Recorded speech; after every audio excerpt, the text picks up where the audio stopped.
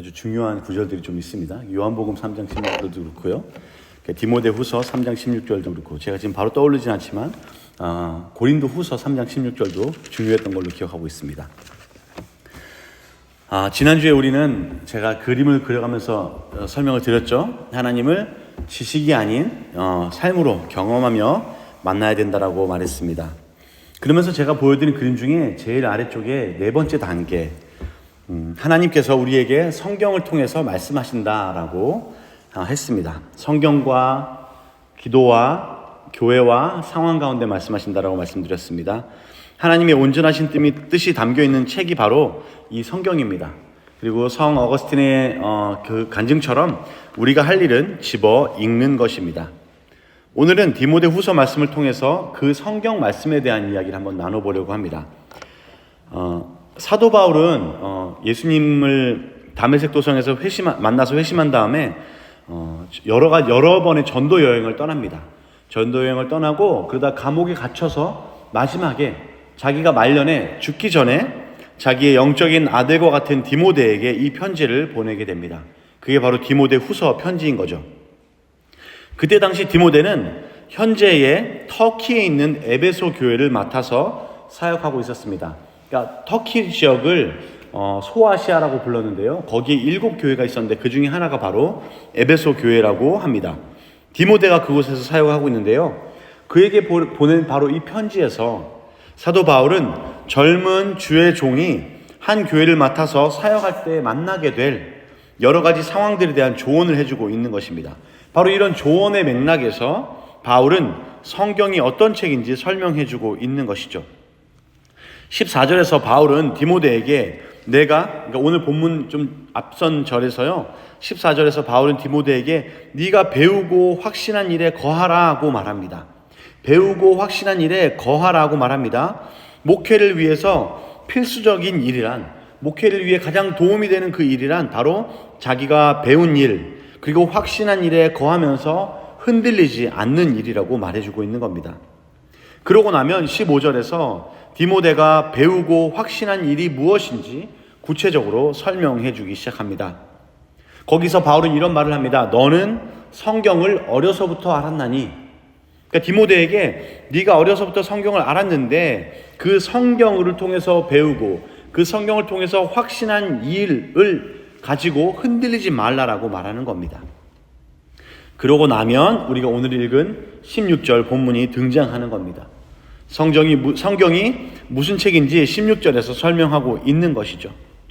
만약에 성경이 디모데의 그 목회라는 현장에서 실제적으로 도움이 되었다면 지금 이 책을 동일하게 읽고 있는 우리에게도 실제적인 도움을 줄 수 있는 책일 것입니다. 이 책은 단지 그냥 옛날의 기록이 아니라, 좋은 말씀들의 모음집이 아니라 우리의 삶에 도움이 되고 실천할 수 있는 말씀이라는 것을 우리가 알 수 있게 되는 겁니다. 그러니까 제가 지난주에 그림을 그려서 조금 재미를 봤습니다. 오늘도 그림을 하나 더 보여드릴게요.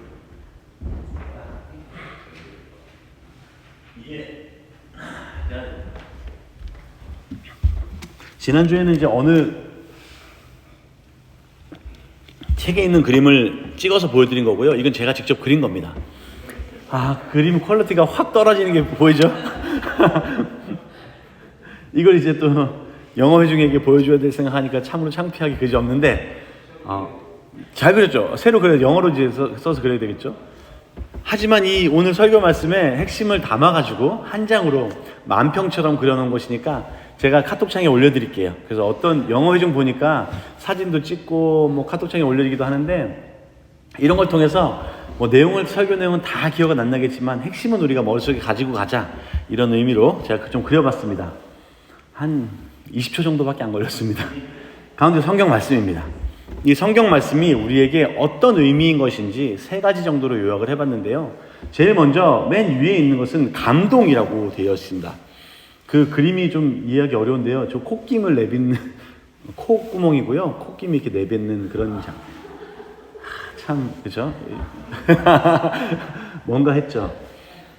뼈다귀처럼 보이기도 하고요. 이 책은요, 성경의 말씀은 하나님의 감동으로 된 책이라는 거예요. 이 그림을 왜 그렸는지 말씀드릴게요. 여기서 감동이라는 단어는 프누토스라고 해서 영어로는 inspiration이라고 말합니다. 그런데 이 헬라어 단어를 우리가 번역하자면 하나님이 감동을 주셨다, 영감을 주셨다, 또는 생기를 불어 넣으셨다라고 해석할 수 있는 것입니다. 하나님이 숨을 불어 넣으신 그 책이라는 거예요. 하나님의 뜻이 이 책 안에 고스란히 담겨 있다라는 겁니다. 이 본문은 하나님의 감동으로 된 것으로라고 말합니다. 모든 성경은 하나님의 감동으로 된 것이라고 해석하고 있습니다. 그런데요, 모든 사람이 이 해석에 동의하는 건 아니에요. 들어보세요. 조금 어려울 수 있는데요, 해석상의 문제가 있습니다. 어떤 성경 번역은 이 본문을 이렇게 번역하고 있습니다. 하나님의 영감을 받은 모든 성경은 유익하다. 이 뉘앙스의 차이가 느껴지시죠? 모든 성경은 하나님의 감동으로 된 것으로 라고 말하는 거랑 하나님의 영감을 받은 성경은 유익하다라고 말하는 거는 차이가 있습니다. ASV라는 영어 성경에서 그렇게 번역하고 있는데요, 이건 명백히 잘못된 해석입니다.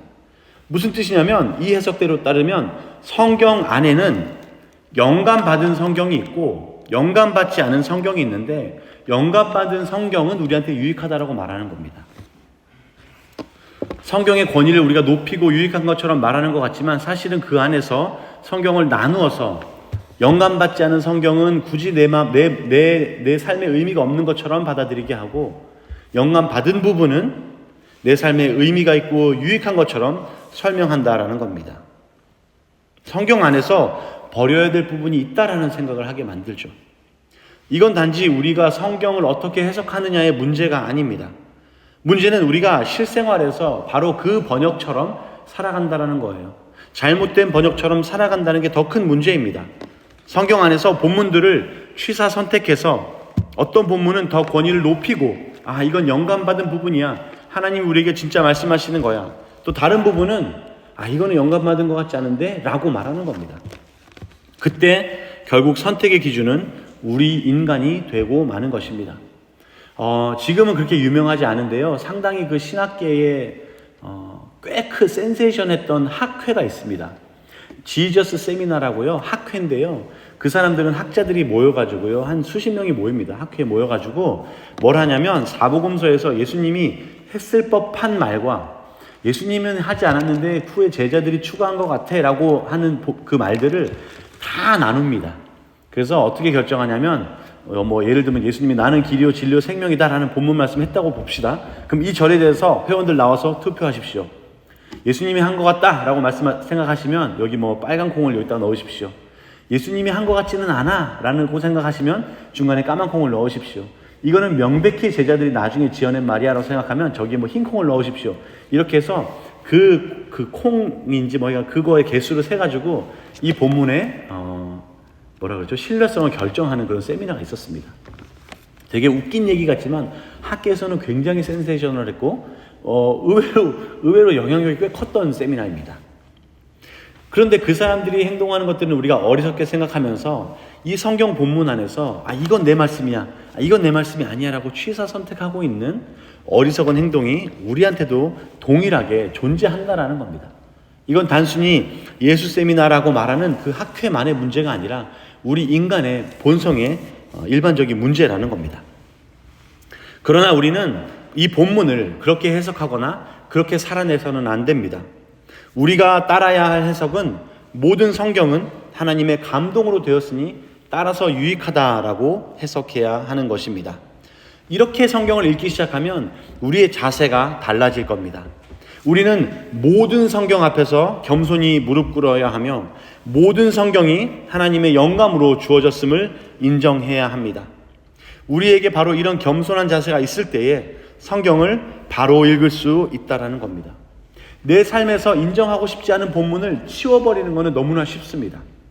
하지만 내 삶과 전혀 맞지 않는 것 같은 그 본문을 가지고 씨름할 때에 내 삶에서, 제가 지난주에 말씀드렸듯이 내 삶에서 중대한 조정이 벌어지는 것은 바로 그리스도인의 특권이라고 말할 수 있는 것입니다.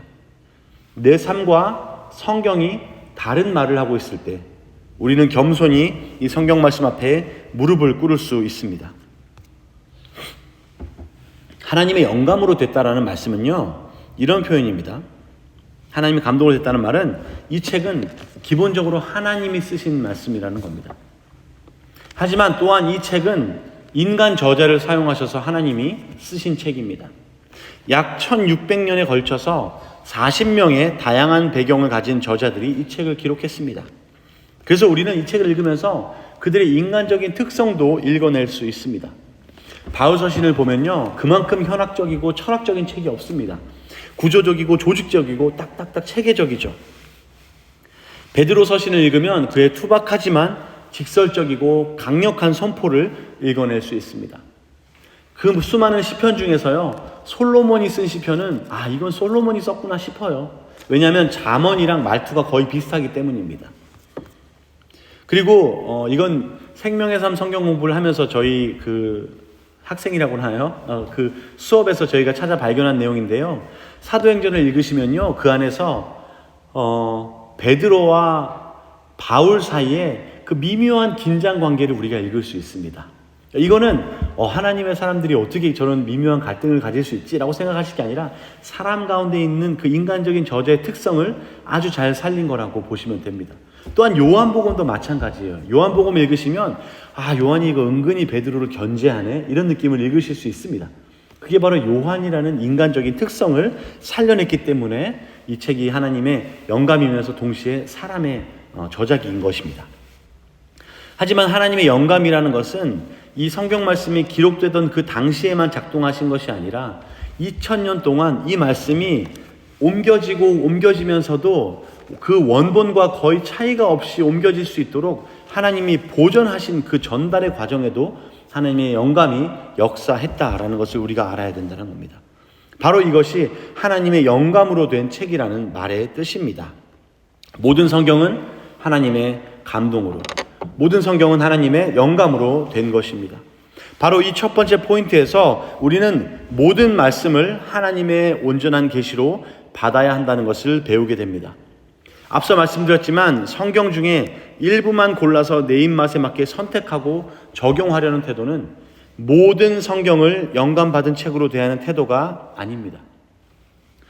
물론 여러분, 시대적인 상황이나 문화적인 차이는 고려해야 되겠죠. 성경 안에 그런 면이 전혀 없는 것은 아닙니다. 하지만 그렇다고 이 성경을 이건 옛날 얘기지, 이건 목축시대에 있었던 얘기지, 2000년 전 얘기지라고 간단하게 치부하지도 말자라는 말씀입니다. 적어도 그 상당 시간 동안 이 말씀대로 우리가 살아보려고 씨름해보는 노력은 우리에게 있어야 된다는 말입니다.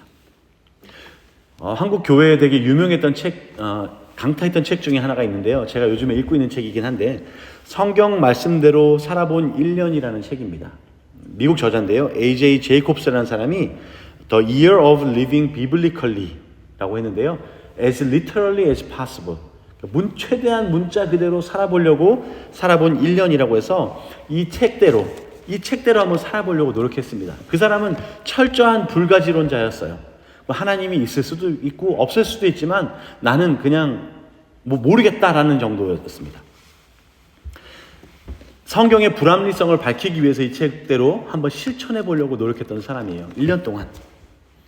그러다가 이 실천을 하면서 자기 스스로가 나는 더 나은 사람이 아니라 적어도 더 나은 척을 하고 있는 사람이구나 라는 것은 알게 됐습니다. 그리고 시간이 지나고 1년이 지난 다음에 이 사람이 갑자기 회심을 하고 그러지는 않았습니다. 하지만 그는 고백하기로 적어도 1년이 지난 이 시점에 나는 경건한 불가지론자가 되었다라고 말합니다. 그러니까 철저하게 나는 신의 존재에 대해서 생각도 하지 않겠다라고 말하는 사람에서 적어도 하나님이 있을 수도 있지 않을까라는 쪽으로 기울어진 사람이 되었다라는 거예요.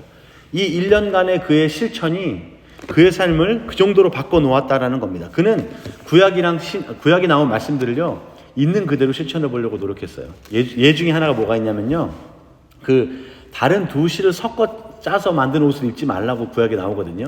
그래서 어떤 랍비를 불러서요, 랍비는 아니죠, 그 유대인 중에 그런 걸 전문적으로 검사하는 사람이 있습니다. 돋보기랑 이런 거 현명력을 들고 와서 옷의 그 오직을 다 살펴가지고 두 다른 재료로 섞어 짰는지를 검사하는 사람이 있습니다. 그 사람을 불러서 자기 집에 있는 옷을 다 검사하게 합니다. 그래서 그 중에 통과된 옷만 입는 그런 식으로, 지금 우리가 생각하면 꼭 그렇게까지 해야 되나? 라고 생각할 수 있겠지만 적어도 그 사람은 이 말씀을 그대로 실천해 보려고 1년 동안 치열하게 노력했다라는 거예요.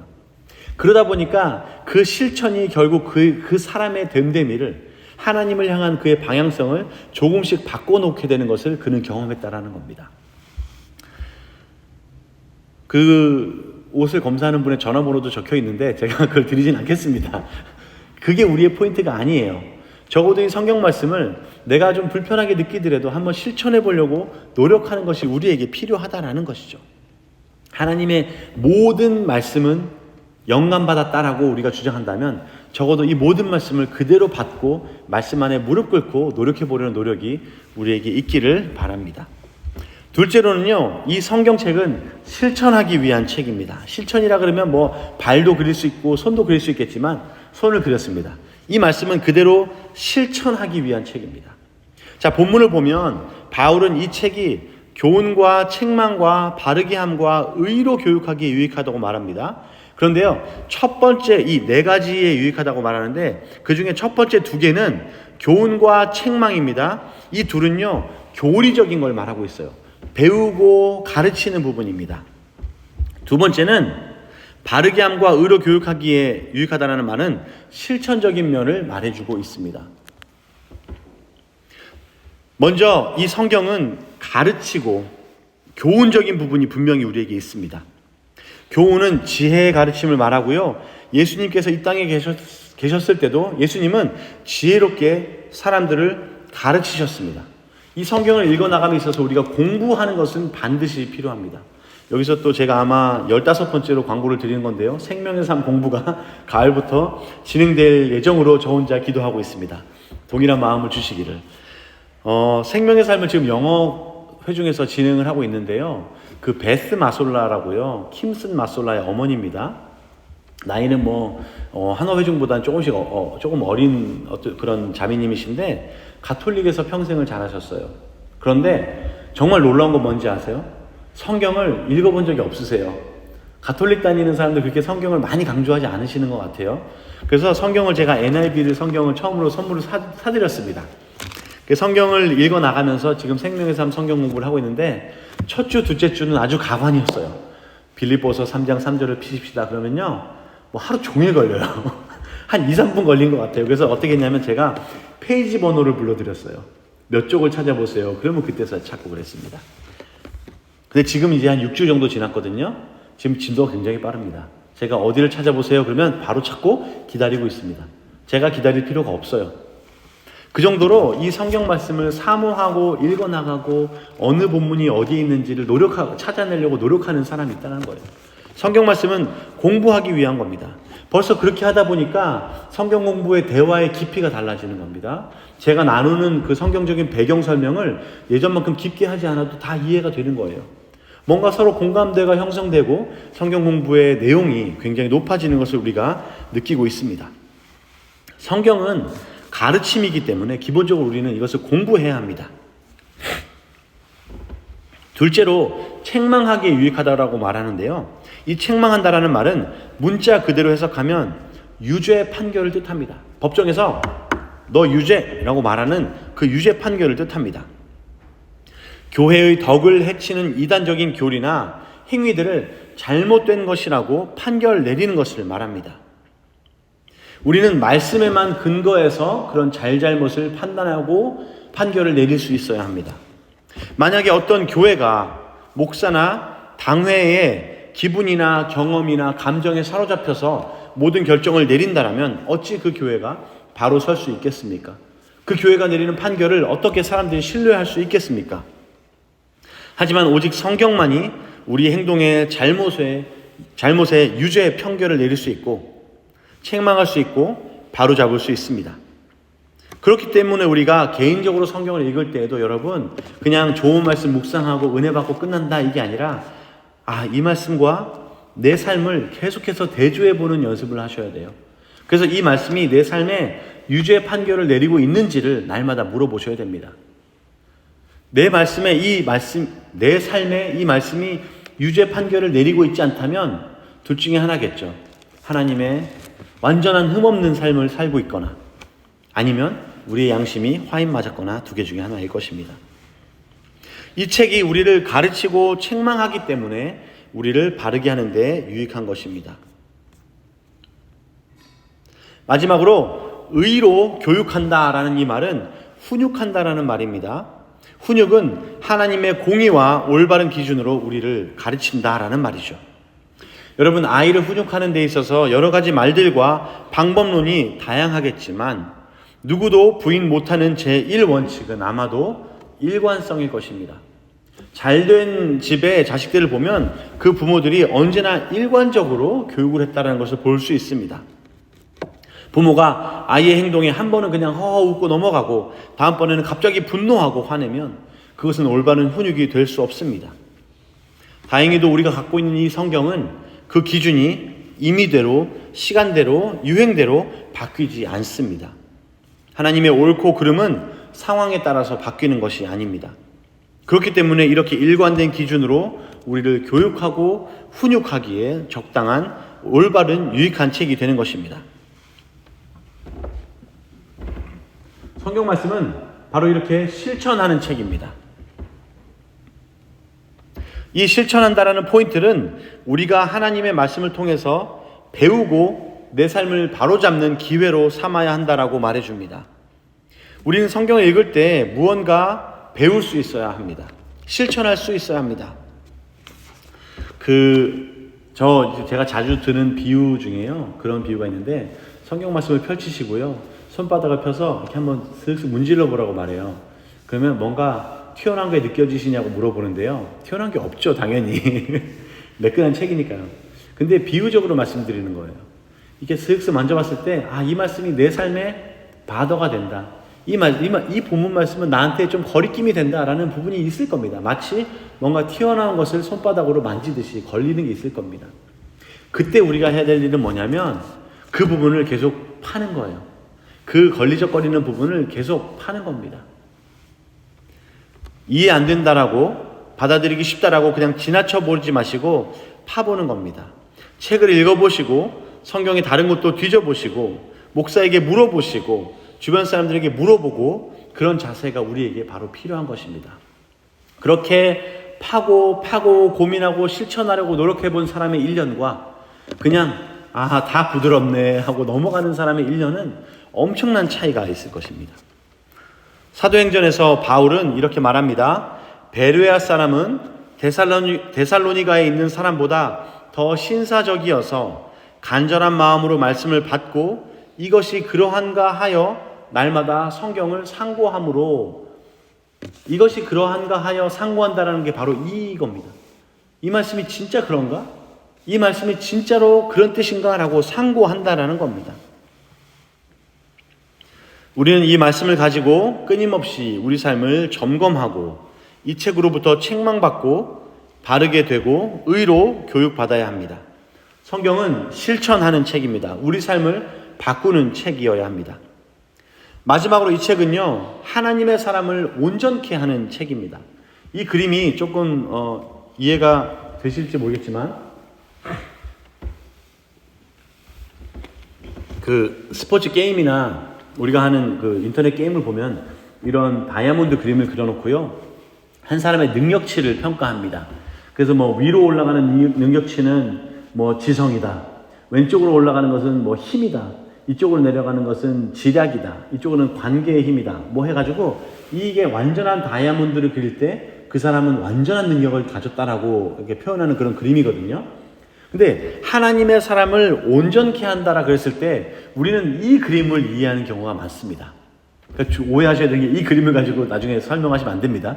이 그림은 오해입니다. 하나님의 사람을 온전케 한다 그랬을 때에 하나님의 사람을 그 할 수 있는 모든 능력치에서 완전하게 만든다라는 뜻이 아닙니다. 하나님의 사람을 온전케 한다라는 것은 바로 선한 일을 하기에 온전케 한다라는 거예요. 하나님의 사람을 이 그래프를 놓고 보면, 이 그림을 놓고 보면 한쪽만 삐죽하게 튀어나온 다이아몬드가 될 수도 있습니다. 한 두 군데만 강하고 나머지는 아주 납작한 다이아몬드를 그리는 하나님의 사람도 있을 수 있습니다. 하지만 이 책이 우리를 가르치고 훈련시키고 하는 것은 이 완벽한 다이아몬드를 그리는 것이 아니라 하나님의 일을 하기에 온전케 만드는 데에 핵심이 있다는 거예요.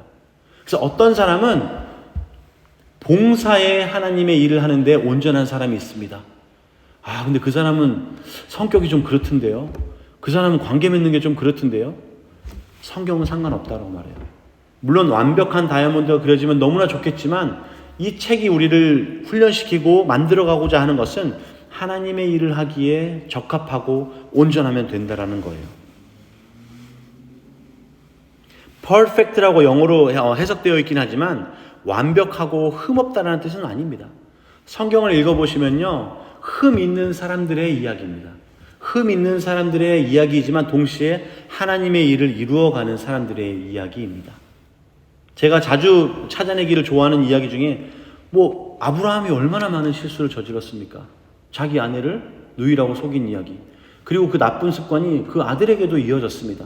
그 가문의 대를 잇고 이어지는 나쁜 습관들이 있습니다. 부족하고 사람들의 기준으로 볼 때는 비겁하고 말도 안 되는 특징인 거죠. 하지만 하나님께서는 그를 하나님의 일을 하기에 온전케 만들어 가셨습니다. 바울도 마찬가지입니다. 베드로도 마찬가지입니다. 그렇다면 우리도 마찬가지라는 거죠. 이 성경이 우리를 빚어가실 때에 하나님의 일을 하기에 온전케 만들어 가신다는 거예요. 적합하게 만들어 간다는 겁니다. 도덕적으로 착한 일을 말하는 게 아니라 하나님의 선한 일을 하기에 적합한 사람을 만들어 간다라는 그런 말입니다. 따라서 이 세 번째 포인트는 우리가 성경 말씀을 통해서 하나님의 사역에 동참하기에 충분하게 된다라고 말해줍니다. 하나님, 나는 이런 것 때문에 하나님의 사역을 하기에 부족한데요. 하나님께서는 그 말을 받지 않으십니다. 내가 너를 빚어가고 싶은 것은 완벽한 다이아몬드를 만드는 게 아니라 내 일을 하기에 적합하게 만들어 간다라고 우리에게 말씀해 주고 계시는 겁니다. 제가 들기 좋아하는 예 중에 하나가, 제가 영어를 잘 그렇게 못해가지고 영어 설교를 하는데 좀 부적합하다라고 늘 생각하는 제 마음이 있습니다. 근데 그럼에도 불구하고 하나님께서 저에게 주시는 마음은 그게 부족하다고 생각할지라도 내가 너를 위해서 빚어가고 내가 너를 통해서 만들어가고 싶은 모습은 따로 있다라고 말씀을 계속 해주시는 거예요. 그래서 이제 제 얘기를 하면 사람들이 별로 안 믿으세요. 목사님 그래도 영어 좀 어느 정도 하시잖아요. 이렇게 얘기를 해요. 제가 이번에 가정교회 세미나를 갔는데요. 컨퍼런스에 갔는데 거기서 어떤 나이 드신 사모님이 나오셔서 이렇게 간증을 해주셨어요. 사례 발표인데요. 영어 유스들은 모여들고 있는데 사역자를 구하기가 힘들다라는 겁니다. 그래서 어느 날 이 사모님이 내가 영어로 성경 말씀을 전해야겠다라고 마음을 먹으셨대요. 그리고 이 모든 프레젠테이션을 영어로 하셨어요. 그래서 자기가 실제로 영어를 못한다는 것을 증명하셨습니다. 그런데 설교를 하기 전에 너무 마음이 어려웠다는 거예요. 몇 주 동안 설교 준비를 하고 첫 설교를 하는 날인데 그 전주까지 한 놈이 거슬리는 놈이 있었대요. 맨날 설교 때마다 다른 분이 말씀 전하고 성경 공부를 하면 늘 자고 고개 푹 숙이고 이러던 친구가 있었대요. 그래서 이 사모님이 첫 설교 전에 내가 이놈을 잡고 설교를 해야 되겠다. 이놈한테 한번 큰 소리를 지르든지 혼내든지 그리고 설교를 해야 되겠다라고 마음먹었대요. 그래서 설교하기 전에 하나님이 내가 너를 빚어가고 싶은 건 그런 모습이 아니야. 그냥 너가 갖고 있는 마음대로 설교만 하고 내려와라는 말씀을 주시더래요. 그래서 설교를 했어요. 근데 그 아이가 두 눈을 동그랗게 크게 뜨고 설교 말씀을 끝까지 듣더랍니다. 그리고 몇 달을 그냥 한 번도 졸지 않고 사모님을 똑바로 쳐다보고 그 긴 설교를 다 들으셨대요. 엉망이었겠죠, 설교도. 근데 영어를요, 밑에다 발음 기호를 한국말로 다 적어가지고 설교를 하신 분이세요. 그랜드 마더, 이 단어를 모르시진 않으셨겠죠. 근데 어려운 단어가 나오면 그 중에 어디에 강세를 둬야 될지, 원래 일반적으로 영어를 많이 보신 분이면 이렇게 강세 표시를 합니다. 이분은 그걸 몰라서 그냥 빨간 글씨를 써요, 거기다가. 여기에 강세를 둬야 된다. 이런 식으로. 얼마나 엉망이었겠습니까? 몇 달이 지난 다음에 그 아이한테 물어봤대요. 왜 이렇게, 이 사모님이 물어본 게 아니고 다른 분이, 사모님 설교를 어떻게 이렇게 집중해서 잘 듣니? 라고 부모님이 물어보셨나봐요. 그 아이가 그랬대요. 사모님 설교는 너무 발음이, 그래서 내가 집중하지 않으면 한마디도 못 알아듣겠대. 그래서 어떻게든 알아들으려고 그걸 노력하는 그 시간이었다는 거예요. 그 친구한테는. 근데 그 몇 달이 그 아이를 바꾸기에는 충분한 시간이었던 거죠. 무슨 얘기를 하다가 이게 이 다이아몬드가 완벽하지 않아도 상관없습니다. 하나님이 하나님의 일을 하기에 적합한 사람으로 만들어 가시는 데는 하나님이 하시는 거기 때문에 놀라운 방법으로 사역하시는 거예요. 우리는 하나님 앞에 철벽을 다 치죠. 하나님, 나 요것 때문에 안 되는데요. 요것 때문에 안 되는데요. 이것 때문에 안 되는데요. 그럴 때마다 하나님은 내가 이렇게 사용하려고 준비했지라고 우리에게 보여주시는 게 하나씩 꼭 있습니다. 그런 것들을 우리가 발견해 나가야 되는 게 성경 말씀을 통해서 그런 찾아 나가야 되는 과정인 것입니다. 하나님의 일을 함에 있어서 하나님의 일을 하기에 온전하게 된다는 것은 완벽함을 뜻하지 않는다는 걸 우리가 늘 마음에 가지고 있어야 됩니다. 그렇게 읽을 때에 성경 안에 드러나는 인간적인 약한 부분들도 우리가 이해하게 돼요. 아, 이래서 이랬구나. 하나님은 이런 사람도 그래서 들어 쓰시는구나. 그럴 때에 우리에게 적용이 되기 시작합니다.